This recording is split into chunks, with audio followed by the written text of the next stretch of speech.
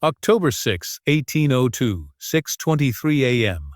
The village of Heiligenstadt, just outside Vienna's bustling heart.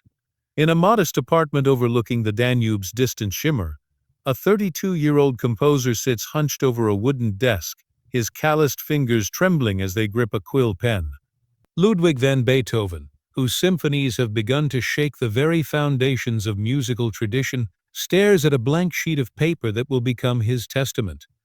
A letter never meant to be sent, confessing to his brothers the devastating truth he has hidden from the world for years. His hearing, the very sense upon which his genius depends, is abandoning him note by note, frequency by frequency. In this moment of profound despair, as autumn light filters through leaded windows, Beethoven wrestles with thoughts of ending his own existence, unaware that his bloodline carries within it a legacy of perseverance that stretches back through centuries of German craftsmanship, Flemish determination, and an unbroken chain of individuals who refused to surrender to circumstance. Who was Ludwig van Beethoven, really? Where did this extraordinary bloodline begin? What Beethoven never knew, as he contemplated his artistic mortality in that cramped Heiligenstadt apartment, was that flowing through his veins was the concentrated essence of 5 generations of musicians, craftsmen, and survivors who had weathered wars, plagues, and personal tragedies with the same stubborn resilience that would drive him to compose his greatest masterpieces in complete silence. The very DNA that tormented him with progressive deafness also carried an ancestral gift for transforming suffering into transcendent beauty. A genetic inheritance that began not in the concert halls of Vienna, but in the workshops and churches of the Low Countries, where his forebears had been shaping sound and silence long before the name Beethoven became synonymous with musical revolution. The man whose Ninth Symphony would one day proclaim universal brotherhood to a world torn by conflict was himself the product of a remarkably diverse genetic tapestry. His father, Johann van Beethoven, born March 14, 1740, in Bonn, carried within his restless spirit the concentrated ambitions and disappointments of the Beethoven musical dynasty. Standing barely 5 feet 6 inches tall, with prematurely graying hair and an increasingly pronounced tremor in his hands, a tremor that would mysteriously manifest decades later in his son's own conducting gestures, Johann embodied the complex inheritance of talent and instability that would define the Beethoven legacy. His marriage on November 12, 1767, to Maria Magdalena Keverich, a widow 7 years his senior, represented more than a romantic union.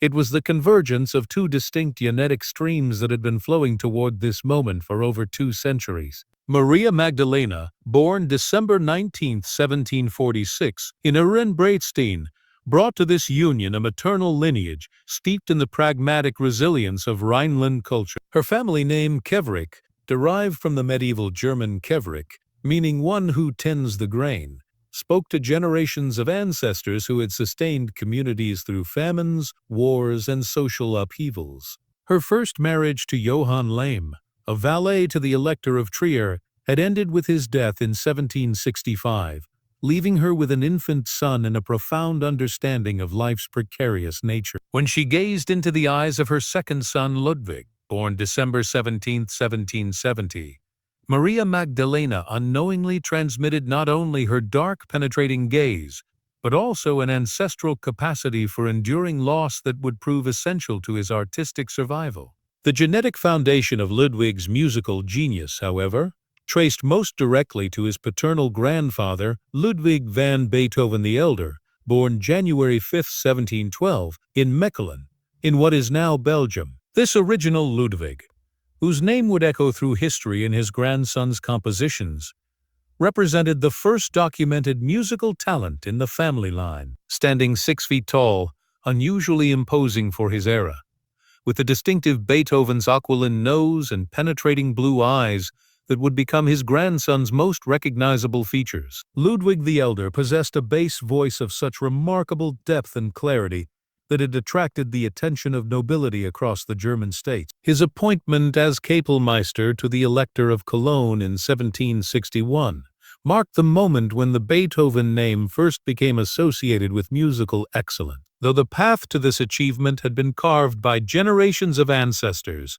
whose own stories remained largely unrecorded in the official chronicles of the time. The elder Ludwig's father, Michael van Beethoven, born approximately 1684 in Mechelen, had worked as a master baker, his hands daily shaping dough with the same rhythmic precision that his grandson would later apply to musical phrases. Archaeological records from the Mechelen Guild archives, discovered in fragmentary form, suggest that Michael inherited his bakery from his own father, Cornelius van Beethoven, whose birth around 1650 placed him in the midst of the devastating 30 Years' War. Cornelius had survived the Spanish siege of Mechelen in 1667, an experience that family oral tradition suggests instilled in the Beethoven lineage, an almost supernatural ability to find beauty amid chaos, a trait that would prove prophetic when his great-great-grandson composed his most powerful lead, works while convulsed with Napoleonic warfare.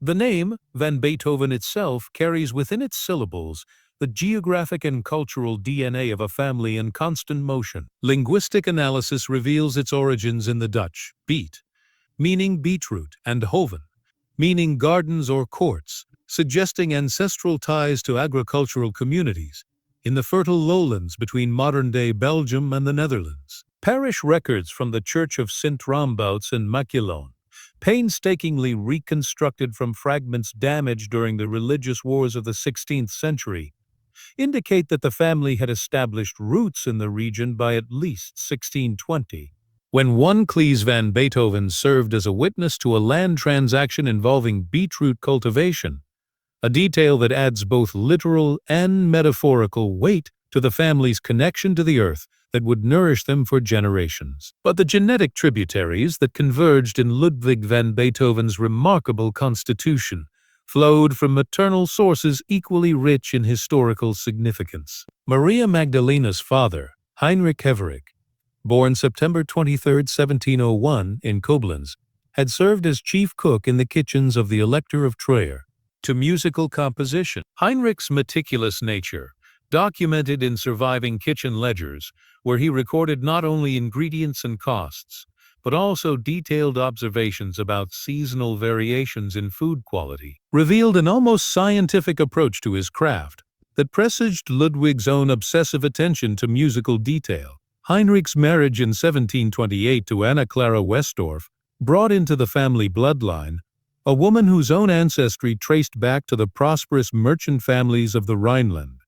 Anna Clara, born February 11, 1707, in Koblenz, descended from cloth merchants who had established trade routes connecting the German states to Flemish textile centers. Her family name, Westorff, suggests geographic origins in Westphalia, and genealogical fragments indicate that her great-grandfather, Wilhelm Westorff, had been granted trading privileges by the Holy Roman Emperor, in a status that provided economic stability during the tumultuous decades of the mid-17th century. Anna Clara's inheritance of this mercantile acumen would manifest in her daughter Maria Magdalena's practical approach to household management, and, ultimately, in Ludwig's surprisingly sophisticated understanding of the musical marketplace and his ability to negotiate with publishers and patrons. The deeper roots of the Keverich lineage extend back through the mists of medieval German history to ancestors whose names have been lost,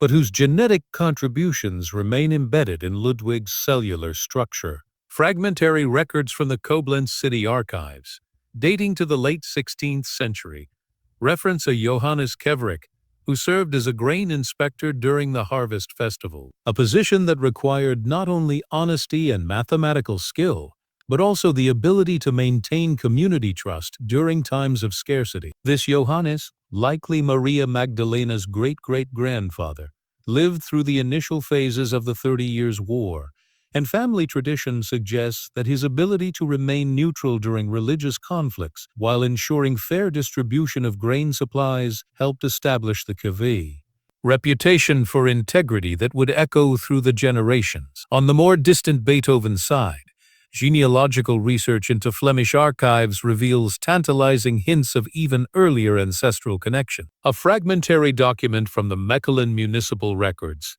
dating to 1598, mentions a Peter van Beethoven, who served as a bell ringer at the cathedral of St. Rombots. This Peter, potentially Cornelius van Beethoven's grandfather, would have been responsible for the complex carillon that marked the hours for the entire city, a role that required not only physical strength to operate the heavy bells, but also an intuitive understanding of how sound carries across urban spaces. The irony that Ludwig van Beethoven's earliest documented ancestor may have been intimately involved with the very sounds that his famous descendant would eventually lose to deafness adds a poignant dimension to the family's musical destiny. The genetic convergence that produced Ludwig van Beethoven's extraordinary neurological architecture becomes even more fascinating when examining the maternal side's deeper ancestry. Anna Clara Westorff's family tree branches back to the merchant dynasties that flourished along the Rhine during the late medieval period. Her ancestor, Dietrich Westorff, appears in trade records from 1634 as a supplier of musical instruments to churches and noble households throughout the Rhineland. This Dietrich, Anna Clara's great-grandfather, had apparently developed relationships with instrument makers in Antwerp and Brussels, creating a network that distributed lutes, harpsichords, and early keyboard instruments across German-speaking territories. The genetic memory of this commercial relationship with musical instruments may have influenced Ludwig's lifelong fascination with the mechanical aspects of piano construction, and his detailed correspondence with instrument makers about improving keyboard action and tonal quality.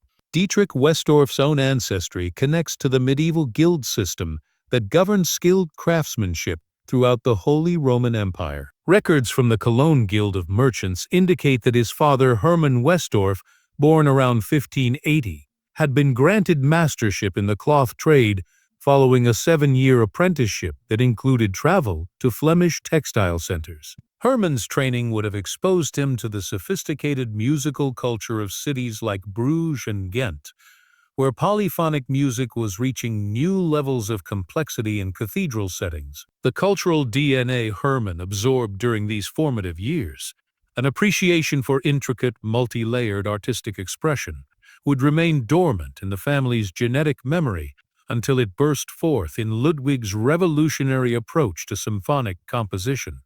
The convergence of these diverse ancestral streams in Ludwig van Beethoven's genetic makeup created a neurological system uniquely equipped for musical innovation. From his paternal great-great-grandfather Peter, the bell ringer, he inherited an instinctive understanding of how sound behaves in architectural spaces, knowledge that would inform his orchestration techniques and his ability to compose for specific venues. From Heinrich Keverich's mathematical precision in the kitchen, he inherited the capacity for exact timing and proportional relationships that would make his metronome markings among the most precise in musical history. From Anna Clara Westorff's merchant lineage, he inherited both the practical acumen necessary to navigate the music publishing business and the cosmopolitan outlook that would allow him to synthesize musical influences from across Europe. But perhaps most crucial to Ludwig's artistic development was the genetic inheritance of resilience that flowed from both sides of his family tree.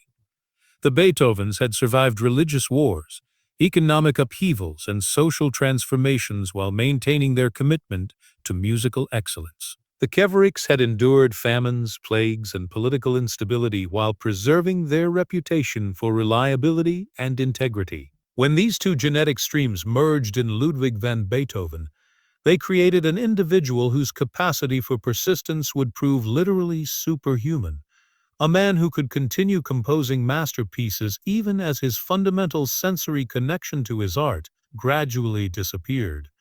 The neurological peculiarities that would define Ludwig's genius were already evident in his immediate family's medical history. Johann van Beethoven's increasing reliance on alcohol, documented in court records from his later years, suggests a genetic predisposition to mood disorders that would manifest differently in his son. Where Johann's neurochemical imbalances led to self-destructive behavior, Ludwig's would channel into creative obsession and an almost manic productivity during his most inspired periods.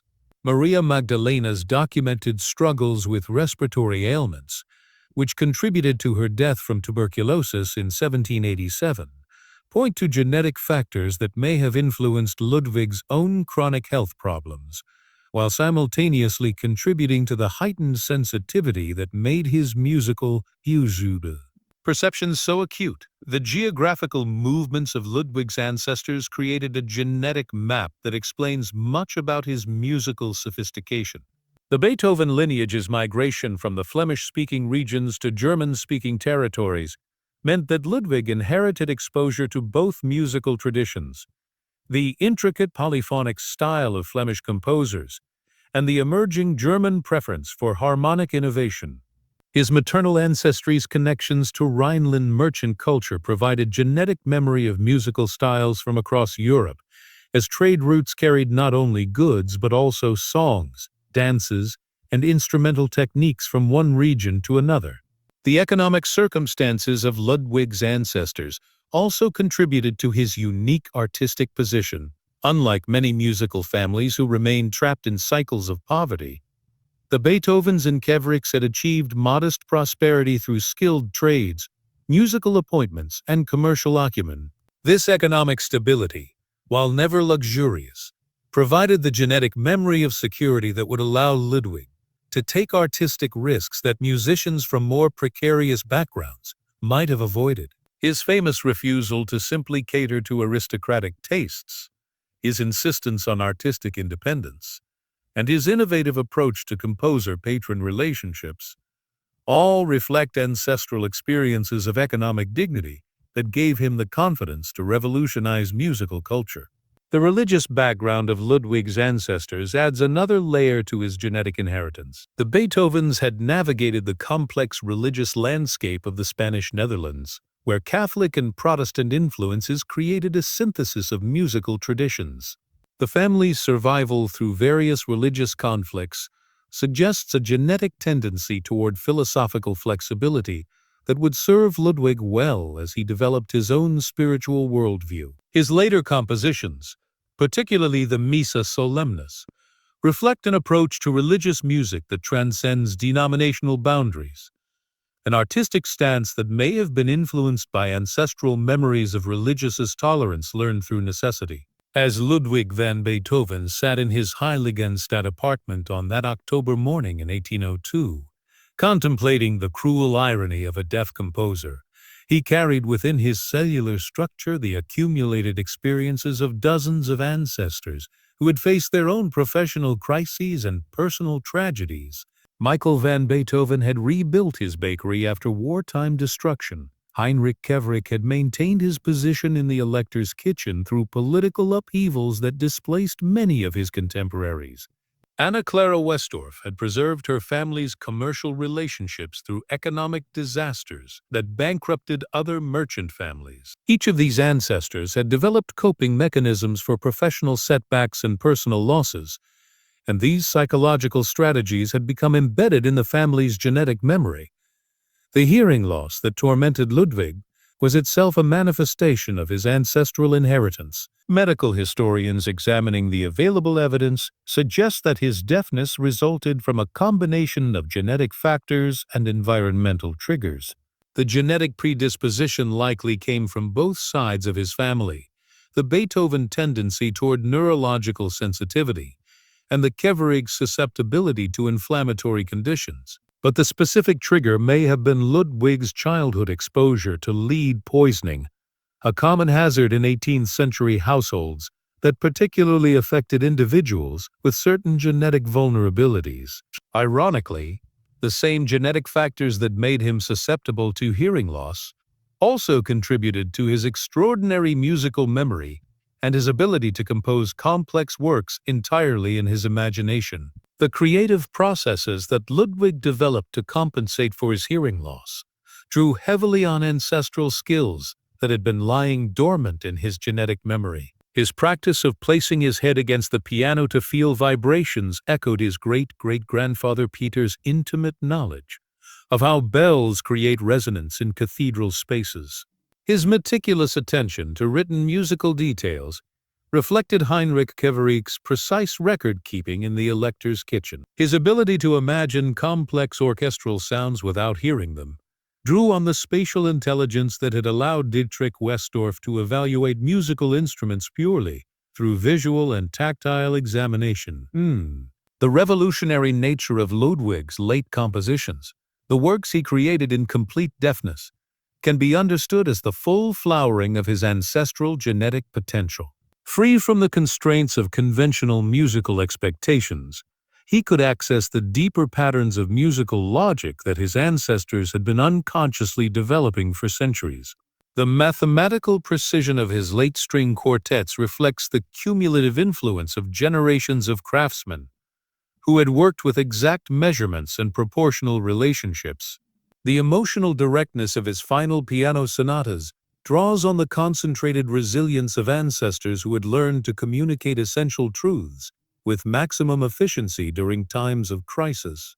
The cultural revolution that Ludwig's music initiated was made possible by the genetic convergence of ancestral experiences from across European civilization. His symphonies synthesize the architectural grandeur he inherited from Flemish cathedral culture, the mathematical precision of German craftsmanship, the emotional directness of Rhineland merchant practicality, and the artistic independence that came from generations of successful navigation through social and political upheavals. Each of these ancestral contributions had been refined through centuries of natural selection pressures that favored intelligence, creativity, and adaptability. The universal appeal of Ludwig's music stems from its embodiment of genetic memories that resonate across cultural boundaries. His ancestors had been migrants, adapting to new environments while preserving essential cultural elements. They had been craftsmen, creating objects of beauty and utility that served diverse communities. They had been survivors, developing psychological resilience that could be transmitted to future generations.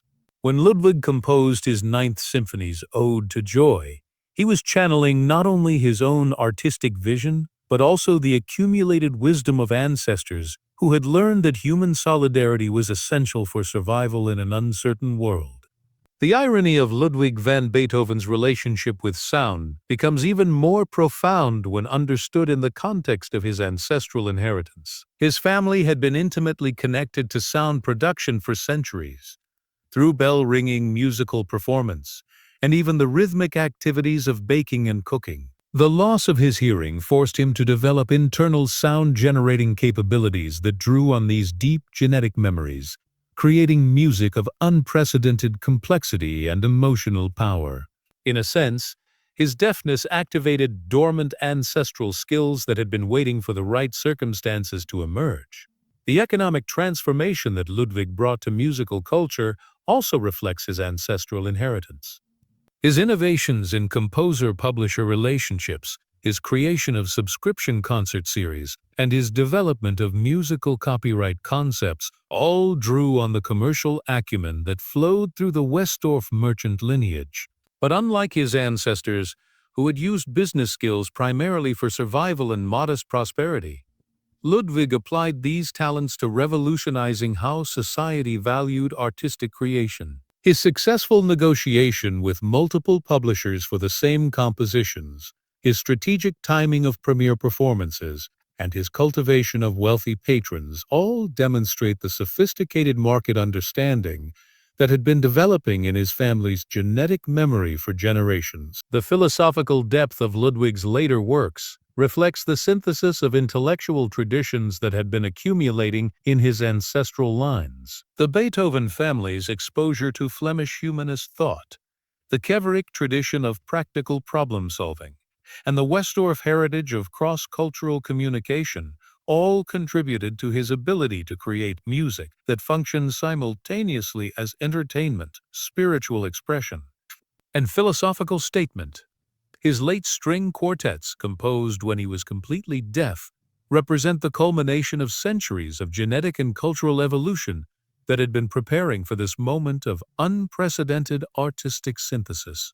The medical challenges that Ludwig faced throughout his life, chronic digestive problems, recurring fevers, joint pain, and progressive hearing loss, can all be understood as manifestations of the same genetic factors that contributed to his extraordinary musical abilities.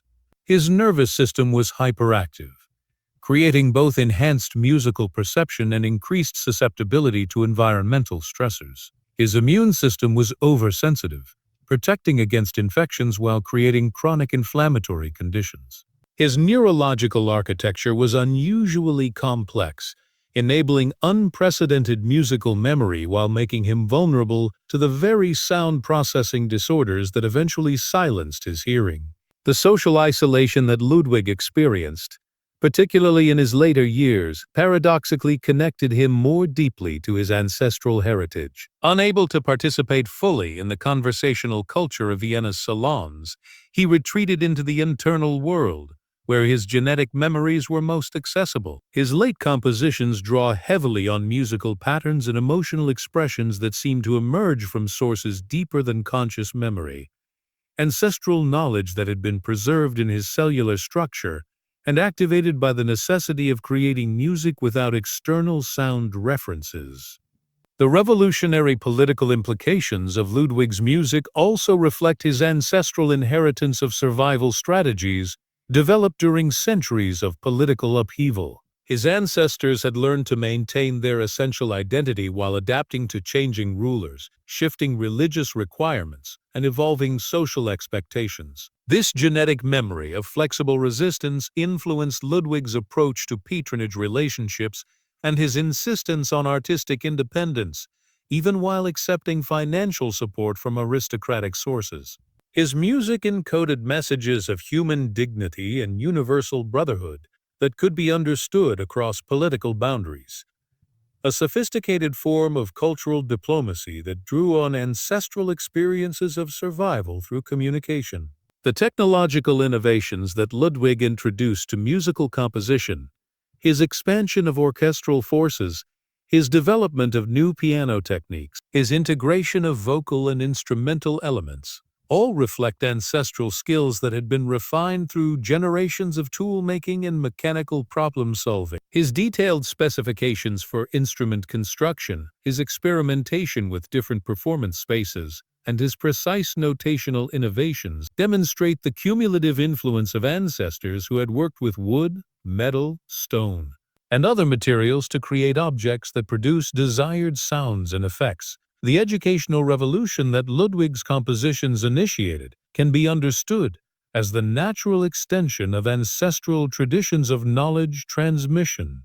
The Beethoven family had been teaching musical skills for generations, while the Keverich and Westorff lineages had developed techniques for transferring practical knowledge across professional boundaries.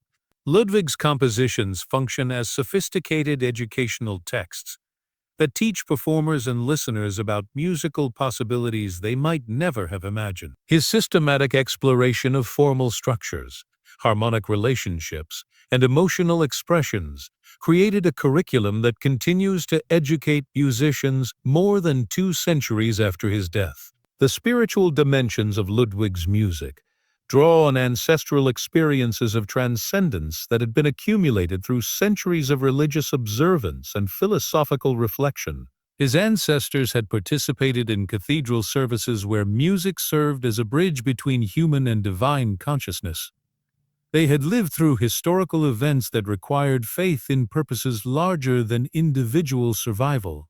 They had developed practices of contemplation and celebration that connected them to sources of meaning beyond immediate material concerns. Ludwig's composition process seems to have accessed these ancestral spiritual technologies, creating music that facilitates transcendent experiences for listeners regardless of their specific religious backgrounds. The international influence of Ludwig's music reflects the geographic diversity of his ancestral heritage. His genetic inheritance included cultural memories from Flanders, Germany, the Rhineland, and other European regions that had developed distinct musical traditions while maintaining connections to broader continental patterns. His compositions synthesize these diverse influences while adding innovations that emerged from his own unique neurological architecture. The result was music that could speak to listeners across cultural boundaries, because it incorporated elements from multiple musical languages that his ancestors had been developing and refining for centuries. As the morning light strengthened in that Heiligenstadt apartment on October 6, 1802, Ludwig van Beethoven began writing the document that would become known as his Heiligenstadt Testament, a letter expressing his despair over his hearing loss and his determination to continue living for the sake of his art. Unknown to him as his trembling hand moved across the paper, he was channeling the concentrated resilience of dozens of ancestors who had faced their own moments of crisis and chosen survival over surrender. The decision he made that morning to continue composing despite his deafness would activate genetic potential that had been building for centuries, releasing musical innovations that would transform human consciousness and establish new possibilities for artistic expression.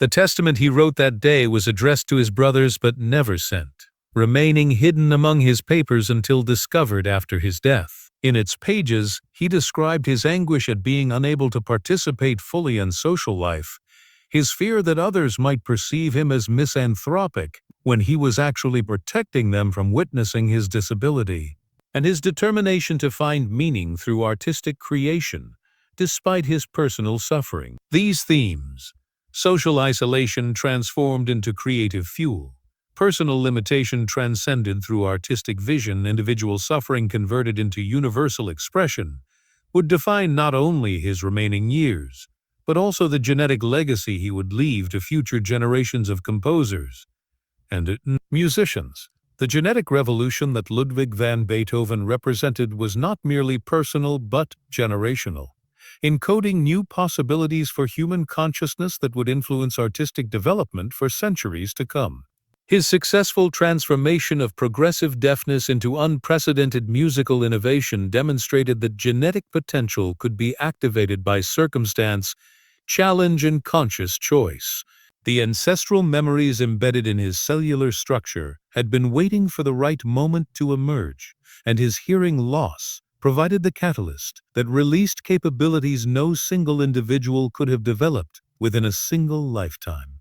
From that October morning forward, Ludwig van Beethoven would compose as a man possessed by the concentrated musical wisdom of his entire ancestral lineage. His late works, the final 3 piano sonatas, the last 5 string quartets, the 9th symphony, the Missa Solemnis, would represent not only his individual genius, but also the culmination of centuries of genetic and cultural evolution that had been preparing for this moment of transcendent artistic expression. The bloodline that began with medieval craftsmen and merchants would reach its ultimate flowering in compositions that continue to expand human consciousness and demonstrate the unlimited potential that lies dormant within every family's genetic inheritance, waiting for the right combination of challenge, opportunity, and determined will to release capabilities that can transform not only individual lives, but the entire trajectory of human cultural development.